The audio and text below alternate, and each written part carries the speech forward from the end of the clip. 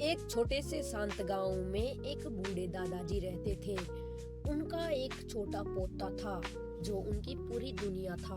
पोता रोज स्कूल से लौटकर सबसे पहले दादाजी के कमरे में जाता था, बैग एक तरफ फेंकता और सीधे दादाजी की गोद में बैठ जाता।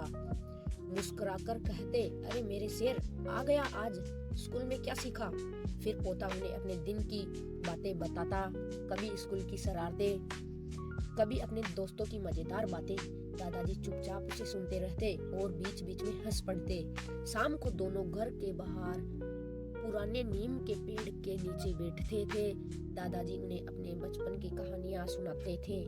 कभी बताते थे कि कैसे वे बचपन में दौड़ते थे, कभी बताते कि कैसे उन्होंने मुश्किलों का सामना किया। पोता उन कहानियों को ऐसे सुनता जैसे कोई खजाना सुन रहा हो। कभी कभी वह दादाजी के हाथों की झुर्रियां को देखता और धीरे से पूछता, दादाजी आपके हाथ ऐसे क्यों हो गए? दादाजी हंसकर कहते, बेटा यह झुर्रियां समय की कहानी है, इनमें बहुत सारे साल छुपे हैं। समय धीरे धीरे बीतता गया। अब दादाजी पहले जैसे मजबूत नहीं रहे और कमजोर हो गए। दादाजी उनके कदम धीमे हो गए थे और आवाज भी कमजोर हो गई, लेकिन पोते के प्रति उनका प्यार कभी कम नहीं हुआ। एक दिन अचानक दादाजी बहुत बीमार पड़ गए।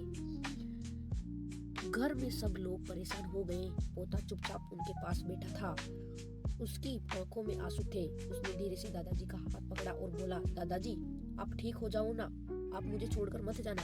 दादाजी ने कांपते हुए हाथों से उसके सिर पर हाथ रखा। उनकी आंखों में नमी थी। उन्होंने धीरे से कहा, बेटा अगर कभी भी इस दुनिया में ना रहूं तो उदास मत होना। पोता और से रोने लगा। दादाजी मुस्कुराए और बोले, जब भी तुम्हें मेरी याद आए, जब आसमान की तरफ देखने में तारे बनकर मैं तुम्हें देखता रहूंगा।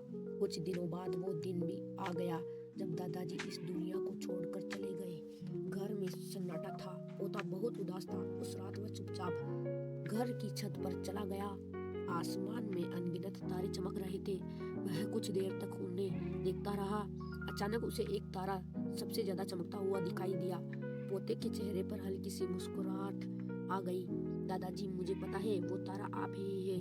आप चिंता मत करना, मैं बड़ा होकर अच्छा इंसान बनूंगा जिस पर आपको गर्व होगा। उस दिन के बाद पोता जब भी अकेला महसूस होता वह आसमान की तरफ देख लेता